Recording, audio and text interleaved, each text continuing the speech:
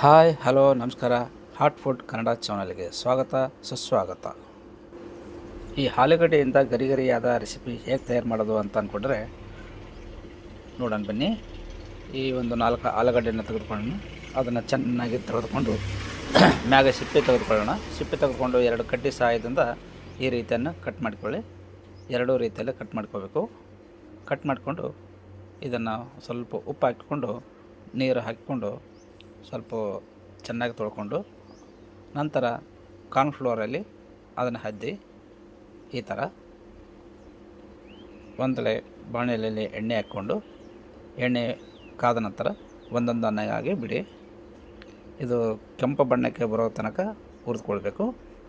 ನಂತರ ಪಕ್ಕಕ್ಕೆ ತೆಗೆದಿಟ್ಕೊಂಡು ಒಂದು ಸಾಸ್ ತಯಾರು ಮಾಡ್ಕೊಂಡನು. ಅದಕ್ಕೆ ಟೊಮೆಟೊ ಸಾಸ್, ಎಣ್ಣೆ ಹಾಕ್ಕೊಂಡು ಸ್ವಲ್ಪ ನೀರು ಹಾಕ್ಕೊಂಡು ಒಂದು ಲೋ ಫ್ಲೇಮಲ್ಲಿ ಇದು ಮಾಡೋಣ. ಆ ನಂತರ ಮೇಲುಗಡೆ ಅದು ಸ್ವಲ್ಪ ಹಾಕಿ ಗಾರ್ನಿಷ್ ಆಗಿ ಒಂದು ಸ್ವಲ್ಪ ಕೊತ್ತಂಬರಿ ಹಾಕ್ಕೊಂಡು ರೆಡಿ ಮಾಡ್ಕೋಬೋದು ತಿನ್ನಲಿಕ್ಕೆ.